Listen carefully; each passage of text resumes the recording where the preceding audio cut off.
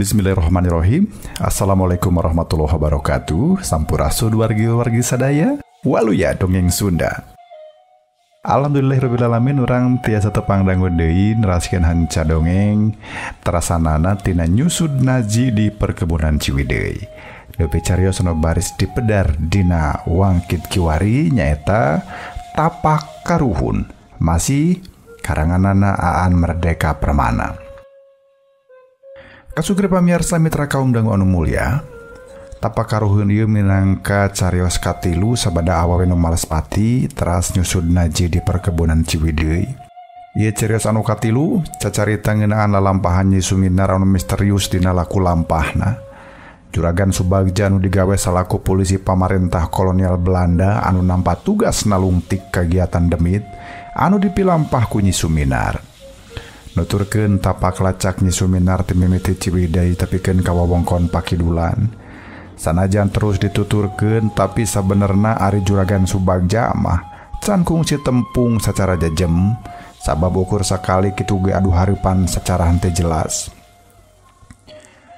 Dina episode ieu Nyi Suminar keur dibabrik ku sabubuhan anggota Marsose. Juragan Subagja nuturkeun di tukang. Inyana mimitina ngaduga yen Nyi Suminar teh tumpak kudana bakal muru ka wewengkon Cidaun. Terus bangblas kawetan kasindang barang sabab nya di wilayah eta Nyi Suminar keur mertahankeun lahan tanah orang Sunda anu rek digunasika ku bangsa asing. Kanyataanana Nyi Suminar lumpatna teh mengkol ka tebeh kulon muru wewengkon Agrabinta kasugri. Juragan Subagja anu sarua tumpak kuda terus nuturkeun inyana jadi beuki panasaran naon pangna Nyi Suminar make lumpat ka wewengkon Agrabinta.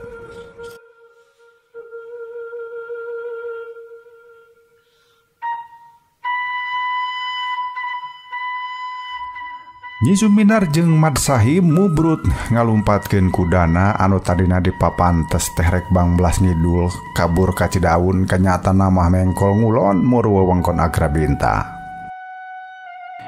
Rengse nulungan anggota pasukan Marsosek anu kapestol ku Nyi Suminar, Juragan Subagja oge rikat ngajeleng kana kudana manehna embung tinggaleun jauh ku pasukan Marsose anu keur ngebebrik Nyi Suminar jeung Mad Sahim. Nya Juragan Subagja teh ngarasa yakin yen anu keur dibabrik teh pasti Nyi Suminar jeung Mad Sahim. Salila manehna nutur-nutur talajak eta dua jalma sabenerna mah Juragan Subagja teh can nyaho persis kumaha harurupaan maranehna. Ti heula basa manehna ngadatangan hiji imah mencil nu aya di pakemitan. Di pakarangan dipapak ku gerakan-gerakan main po anu tapis. Ukurnya ho yen anu narajang kadirina teh pangkat awewe tapi ari rupaan mah teu kabireungeuh sabab harita kaayaan teh peuting anu mongkleng poek. Tapi basa Juragan Subagja nyumput di sedong guha. Memang mireungeuh awewe make pakaian pangsi sarua hideung tapi beungeutna teh jelas sabab sirahna mamake cindung anu nutupan satengah tarangna malah pipina oge kahalang ku cindung hideung. Nya ukur ngaduga we yen bener eta awewe teh nya Nyi Suminar pisan. Nyi Suminar kadua Mad Sahim keur diboro dibeberi ku pasukan Marsose sabada dua pihakanana bantrok di hiji curug. Ceuk pangakuan anggota Marsose nu kapestol teh paja sabubuhan anggota pasukan Marsose teh rek ngadatangan guha di tukangan eta curug sabab dicuriganeun deun harta baya karajaan anu aya di Pakidulan. Ngan bae sawaktu maranehna geus aya di eta tempat teu ku hanteu dipapag ku Nyi Suminar katut Mad Sahim atuh balukarna timbul begalan pati. Jalma dua anu ukur memawa bedoga duhareupan jeung 50 urang anggota pasukan Marsose anu samagreng ku bedil dorlok. Ceuk penjelasan si Marsose anu ditulungan sisi jalan ku Juragan Subagja. Cenah pating beledagna bedil dorlok teh ukur disanghareupan ku jurus-jurus main po. Si anggota Marsose tadi nerangkeun yen eta dua jawara teh jagona kabina-bina sabab aya mimis bedil anu ngablesat ngarah-ngarah ka maranehna. Saban aya mimis bedil anu ngablesat ngarah-ngarah ka maranehna, lamun mah teu dicincetkeun nya ditakis ku bedog nyempring. Tapi kakadenge ting belentrang tur ting buricak ngaluarkeun seuneu. Malah aya mimis bedil ditakis nepi ka malik deui kanu bogana. Da ceuk si anggota marsose cenah, sabenerna mah marsose anu tatu di wewengkon curug teh lain ngahajadet bestolan ku Nyi Suminar atawa ku Mad Sahim, tapi alatan mimis atawa pelor bedil dorlok teh malikan ka marsose. Memang saterusna mah si awewe jahat jeung si jawara kumis kandel teh anu pada bolotot bisa ngarebut pistol jeung jumena jeung sulihun. Bogana jumena jeung sulihun. Sababaraha urang anggota marsose teh aya nu kabeunangan teh. Ceuk si marsose anu tatu teh. Ceuk eta anggota marsose urang malao teh nyamun ayeuna mah urang Ambon meureun ka Sugri. Boh Nyi Suminar boh Mad Sahim bisa ngamangpaatkeun kasempetan pancenah bedil dorlok teh dicentangkeun nana ukur sakali. Sabab ukur dieusian ku pelor sasiki tah jawara nu dua teh ngablesat ngajeleng ka hareup sabot marsose keur ngeusi pelor anu kadua. Anu kaula kaget mah baranehna tapis ajeleng-ajelengan jeung bablesatan mani leuwih lingas ti uncal teh. Ceuk marsose bangsa Malao teh nyarita mah ku basa Malayu lentong Ambon. Kan jakal Kang Gilang teu bisaeun. Jadi guys disudahkeun we nya. Basa si Malao cacarita kitu teh ari ingetan Juragan Subagja mah kumalayang inget kana dongeng urang Limbangan Garut. Palebah nyaritakeun jawara awewe nu katelahna Uyut Oma. Cenah kajadianana akhir abad ke-18 sawaktu Belanda eudeuh pisan nyieun jalan kareta api. Uyut Oma baruntak. Uyut Oma teh satuju maksud teh lamun Belanda nyieun jalan kareta api tina Gregbang Blas ka Limbangan. Sabab bakal ngarusak pasawahan nu ngaplak lega di Limbangan. Pugu we mun ditarik garis lempeng mah nyieun jalan kareta teh enteng milih lemah anu aya di Limbangan. Sebab eta padataran handap anu eueuh gunung eueuh jungkrang. Ngan panceuk nya pancenah ditolak sapajodogan ku Uyut Oma. Uyut Oma ambek basa Belanda keukeuh maksa. Ngan kakara oge nyieun jalan kareta tapi ka Limbangan Kulon basa Belanda nyieun percobaan ngajalankeun lokomotif uap ka palebah dinya. Uyut Oma nyerentang tumpak kuda jiga manehna eudeuh nubrukan awak nya eudeuh nubrukeun awak kana hulu kareta. Tetela sanggeus deukeut Uyut Oma teh ngajreng luncat tina tonggong kuda geus kitu hulu kareta teh anu keur nyemprung teh ditahan ku sapasang dampaleungeunna nepi ka kikiping kareta teh merod ngaluarkeun seuneu si lalatu. Hulu kareta eureun dadak opsir Belanda nyentang-nyentangkeun bedil, pelor bedil racleng nambag dampaleungeun lir kacang ninggang kajang. Mireungeun aya jalma bisa nakis pelor ku dampaleungeun opsir karageteun, tina kaget robah jadi sieun atuh opsir teh ting arajeleng laluncatan tina kareta.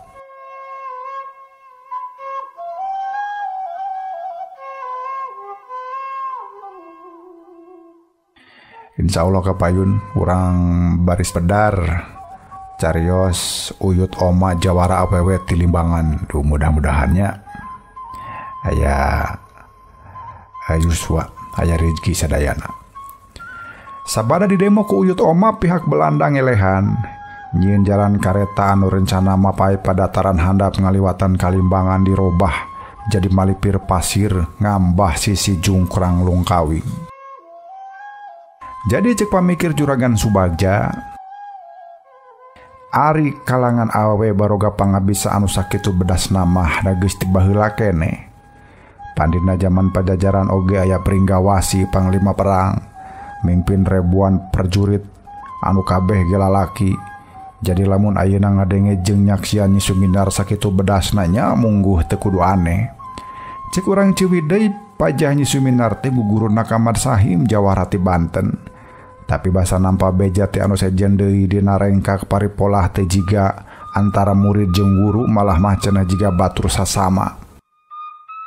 Juragan Subagja ngabedal kuda supaya lompat narada gancang.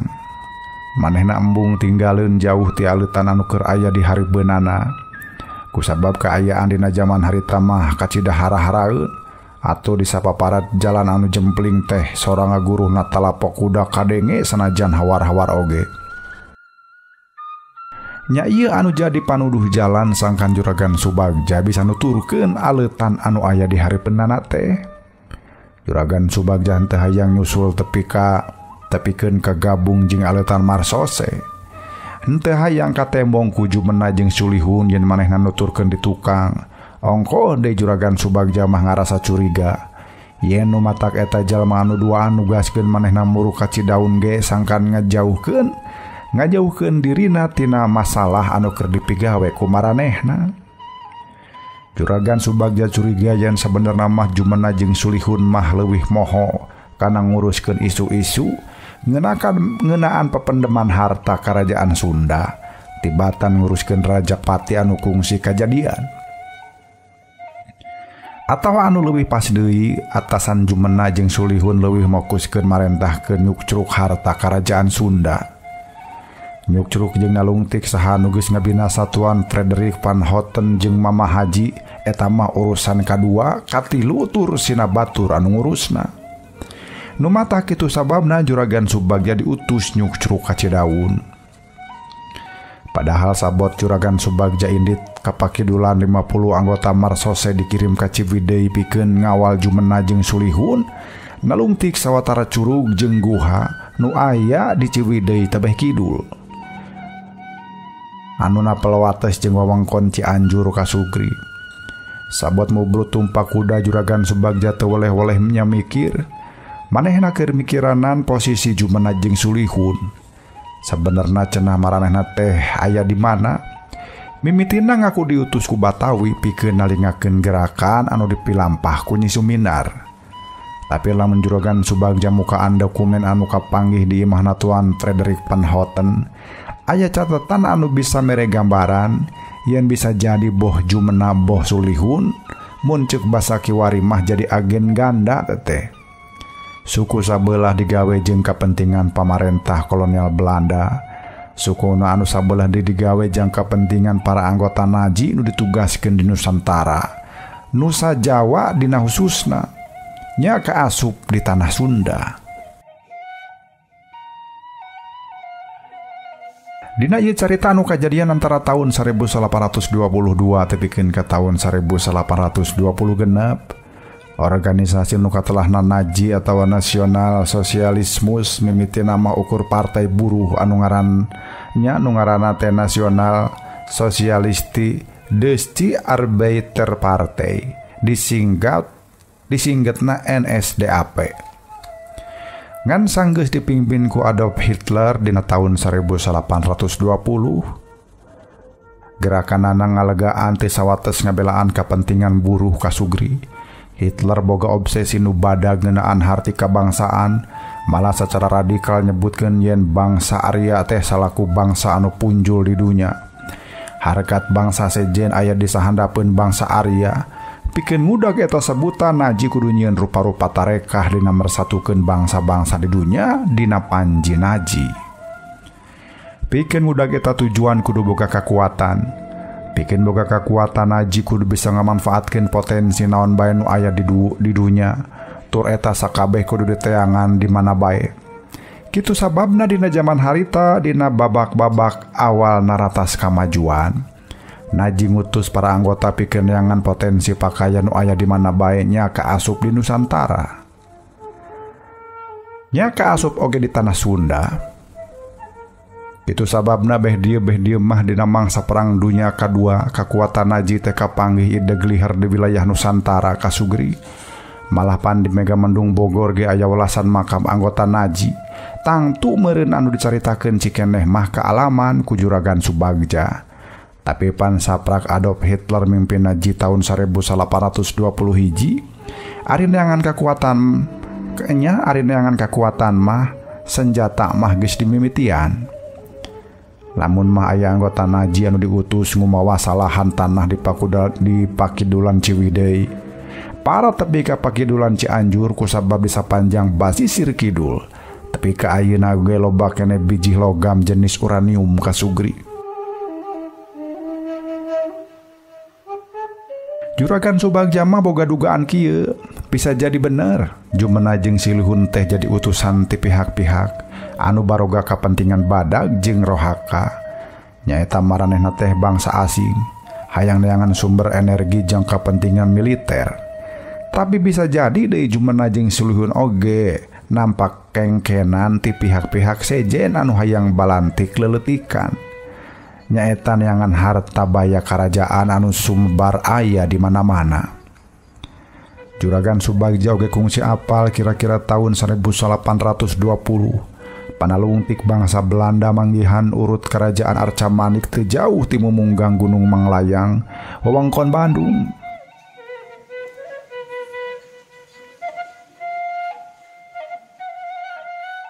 Di eta tempat kapanggih sababaraha artefak. Salah sahiji artefak anu penting nyaeta arca awewe keur mangku budak dijieun tina batu andesit anu warnana hideung meles. Ku urang Arca Manik nya katerahna teh Arca Manik atawa arca hideung cenah. Jumlahna aya 4 sabab baheulana mah sinanangtung di 4 juru benteng karaton. Ngan bae saterusna 3 arca diakut ka Batawi tur saterusna diboyong ka nagari Belanda. Ayeuna kari hiji teu kaburu kaboyong sabab ti lelep ka dasar bumi cenah jerona 40 meter. Kalangan pailmuan sajarah nyokotan banda karuhun nu aya patelina jeung sajarah, tapi pandeui bangsa asing oge aya anu tujuanana lain jang kapentingan sajarah, tapi meleg-meleg urusan harta baya. Sabab aya di kalangan bangsa asing anu memang datang ka wewengkon Sunda teh ukurek ngajabelan harta baya Sunda. Tah meureun ayeuna oge kitu bangsa asing datang ka Pakidulan lair keur kapentingan sajarah, tapi keur ngukumpul harta anu aya di Pakidulan. Maranehna meleg-meleg ngagunakeun leungeun sorangan tapi oge teu mustahil ngagunakeun leungeun bangsa pribumi. Nya contona anu ayeuna keur dipilampah ku Jumena jeung Sulihun. Eta jalma 2 jigana diupah ku dudunganana, nah di kalangan bangsa Belanda, nah di kalangan bangsa Jerman atawa Naji. Eta bangsa asing bisa jadi aya anu boga tujuan keur neangan keur nagarana masing-masing, tapi bisa jadi deui sakadar keur kapentingan dirina pribadi.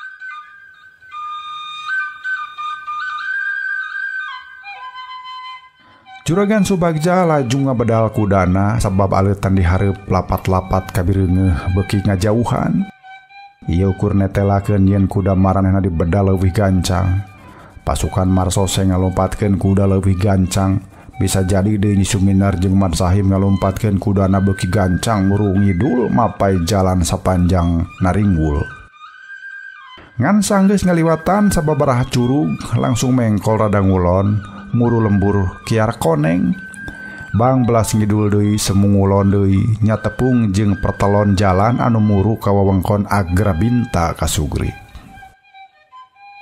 Ngadenge kecap Agrabinta Juragan Subagja maras inget kana hiji karajaan nya Karajaan Agrabinta.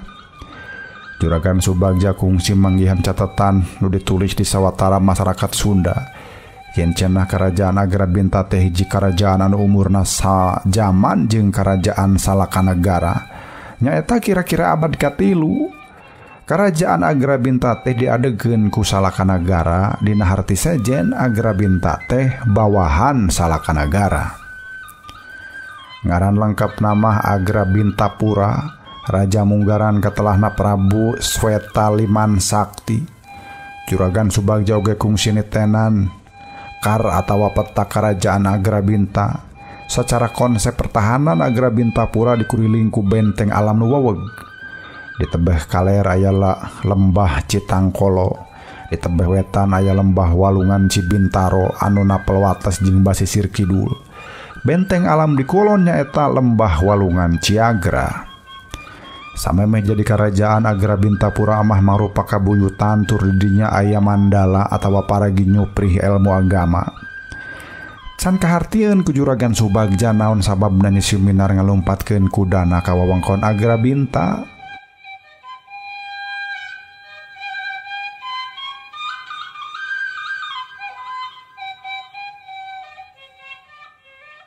Tapi nya ku ieu hal ngajadikeun panasaran keur manehna. Hayang nyaho ku aing rek dikukuntit, cek Juragan nya cek hate Juragan Subagja. Tapi kuda nu dipake boh ku Nyi Suminar boh ku Marsahim jigana lain kuda jore-jore. Da buktina balad Marsose anu ngudag tukangeunana angger teu bisa nyusul ka Sugri. Sora bedil teu kadenge bisa jadi balad Marsose embu ngahambur-hambur pelor. Bisa jadi alatan saban ngabedil moplos teu bisa keuna kanu dibedilna.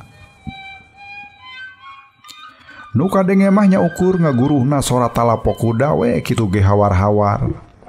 Henteu karasa panon poe geus lingsir ngulon aleutan kuda anu aya hareupeun teh beuki lendo, meureun kuda teh geus mimiti mopo.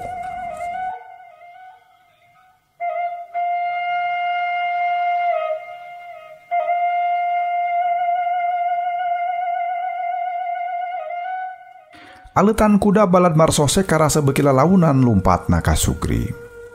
Jigana memang bener kuda maranehna teh mimiti mopo teh sanggup nyusul kuda hareupeun bogana Nyi Suminar jeung Marsahim.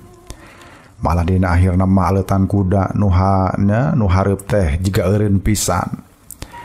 Juragan Subagja ge ngeureunkeun kudana manehna laju narekel kana dahan kai sabab hayang ngawaskeun aleutan Marsose. Tina luhur tangkal kanyahoan memang nya aleutan balad Marsose teh keur ting jaloprak. Di sisi tegalan bangun anu sarapeun pisan. Sababaraha kuda oge kabireungeuh keur darpa tur katingali carapeunna teh. Anu rada jagjag ku kulunuan yangan jukut atawa sarupaning tutuwuhan anu sakirana bisa dipake hakaneun. Juragan Subagja perlu nungguan keayaan rada poek heula pikeun ngadeukeutan tempat di mana balad Marsose keur areureuh. Geus keayaan poek mah Juragan Subagja teh turun tina dahan kai. Manehna ngababenah pakaianana jeung mariksa pistol anu nyelap dina sabuk kandelna. Salila ngeukeuk pistol Juragan Subagja acan kungsi ngagunakeun eta senjata. Ngan sanajan kitu pistol tetep kudu ngawal dirina sabab dina hiji waktu mah bisa dipake pikeun jaga diri. Sanajan memang teu salawasna mangpaat deui. Juragan Subagja jadi inget kana kejadian di kampung Pakemitan basa manehna keur nalungtik Imah Marsahim. Di pakarangan tadi papagu panarajang ti jalma anu diduga Nyi Suminar. Ngan sagerakan dirina langsung eleh ka peupuh ku tunggelan dampaleungeun Nyi Suminar. Tur ngajehjer teu eling-eling, inget-inget teh geus ngagoler di pakarangan imahna nya di pakarangan imah musuhna Marsahim. Pistol teh ngagoler gigireunana ka Sugri. Ieu ukur netelakeun yen teu salawasna pistol bisa dipake jaga diri. Komo lamun manehna ngeukehan palanggaran kapolisian. Iraha waktuna pistol dibekaskeun. Kapan sanajan patugas polisi dibere fasilitas pistol teh sagawayah bisa digunakeun. Eta mah kabenaran wae sawaktu adu hareupan jeung anu bisa main po manehna eleh ku sageprakan. Ayeuna oge sanajan dina cangkengna nogel pistol da cantang tu deui digunakeun ku cara nu sakama-kama. Jeung saha atuh deui anu rek di pistolna oge. Nganaha anggota Marsose naha dicentangkeun ka Nyi Suminar atawa ka Marsahim. Jigana kadua anana oge moal, piraku teu puguh kudu nyentangkeun. Nya kudu nyentangan balad Marsose da puguh papada organisasi anu dibentuk ku pamarentah Belanda. Nya sarua jeung kapolisian Belanda, tapi teu puguh dipake nyentang Nyi Suminar jeung Marsahim oge nya keheulaan. Cek kriteria nu dianut ku kapolisian kolonial Belanda, pola-pola Nyi Suminar jeung Marsahim teh jelas-jelas ngarupakeun tindak kriminal. Manehna geus nyieun Raja Wisuna dituding maehan jalma nyatana Tuan Frederick Katut tokoh ranca Bali anu sok disebut Mama Haji. Nyi Suminar jeung Marsahim oge geus nganiaya sawatara balad Marsose. Ngan sanajan kitu Juragan Subagja moal sembarangan males nganiaya eta dua jalma. Cek pelanggaran hukum pemerintahan kolonial Belanda eta jalma dua teh memang bakal disebut karaman anu kudu ditindak tandes. Tapi cek naluri kabangsaan boh nyisuminar boh Marsahim, dua anana keur bajoang mertahankeun hak bangsana. Nyisuminar jeung Marsahim jelas sabangsa jeung Juragan Subagja. Meureun ukur hiji anu misahkeun nama Nyisuminar jeung Marsahim bajoang keur ngajaga martabat bangsa di Juragan Subagja mah sakadar pagawe pamarentah Belanda anu kabenaran tugasna salako polisi. Hate aing marojengja, ceuk pikir Juragan Subagja. Memang hate Juragan Subagja keur marojengja. Aya logika-logika anu teu bisa dipikir secara basajan. Perjuangan Nyisuminar jeung Marsahim asup kana logika. Merenah pisan hiji anak bangsa hayang mertahankeun martabat bangsana. Tapi Juragan Subagja oge boga logika sorangan. Naon pangna manehna makalah milih babakti ka bangsa deungeun.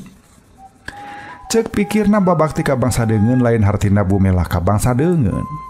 Sabab dina zaman harita samangsa lembur matuh karang banjar karang pamidangan keur dikawaksa ku bangsa deungeun. Ukur aya dua pilihan pikeun jalma bedas kahiji ngalawan bangsa asing anu sok disebut penjajah. Kadua milih biluk digawe di maranehna. Tangtu bae cenah ku rupa-rupa alesan anu beda. Aya nu babakti ka bangsa asing teh meleg-meleg jeung kapentingan harkat hirup dirina sorangan. Tapi aya nu babakti ka bangsa asing anu kahareupna bisa dipake mangpaat pikeun hirup huripna bangsa sorangan. Juragan Subagja anu teueuh menak di Sumedang ngalaman maca sajarah para karuhun anu aya di Nusantara di tanah Sunda dina khususna di abad 17 tepi ka kiwari maksudna mah tahun 1820 nya tahun 1820-an dina zaman ieu lalakon. Nusantara teh kaasup Nusa Jawa kaasup oge Tatar Sunda dikawasa ku kekuatan asing tanah Belanda. Dinanyang harapan ieu kekuatan asing teh rupa-rupa pisan polah bangsa pribumi. Aya nu hare-hare teu openan kana kaayaan anu keur lumangsung. Contona bae sabangsa kaum Karaman samodel kalangan Garong, Bajo atawa Rampog. Manehna mah teu mikiran kana urusan politik, kajaba politik keur dirina sorangan. Kusabab kahirupan anu dianggapna bisa mawa waluya teh ku jalan ngagarong nya pagaweanna teh pagawean matuhna teh jadi garong. Nu digarongna saha tara pipilih rek bangsa pribumi rek bangsa Belanda ari beunghar mah nya digarong. Bangsa pribumi anu hirupna medah-meduh bakal tumarima ka bangsa Belanda anu sanggup nyangkalak garong. Sanajan garong teh sabangsa jeung manehna tapi si bangsa pribumi anu beunghar tur ngalaman kagarongan bakal bungah kacida lamun si garong teh ditibaran hukum gantung di alun-alun. Bangsa pribumi anu bedas boh bedas awak jawara main po boh bedas uteuk jalma terpelajar atawa kalangan menak bisa ngabentuk kelompok perlawanan ka Belanda tapi oge bisa biluk milih babakti ka Belanda ku rupa-rupa alasan kahiji jika tadi ngan sakadar keur urusan pribadi wungkul. Tapi aya alasan anu kadua anu mikiranan pikeun pikahareupeun.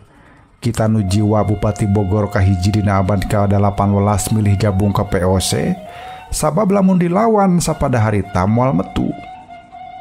Kita nu jiwa milih ngayunkeun ka hayang POC pikeun muka lahan-lahan perkebunan di Tatar Priangan.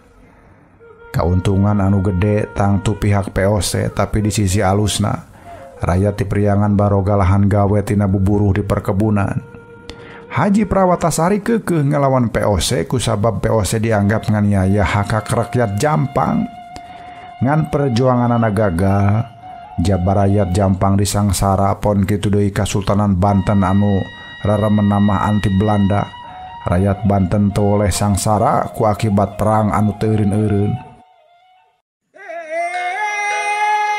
Kasugri pamirsa, urang cekapkeun dugi ka dieu pedaran dongeng Sunda Kanggilang karya Aan Merdeka Permana dina judul awewe nu malespati urang tepang dangu daya enjing tong hilap subscribe, like, sarang diantos silaturahmina di kolom komentar.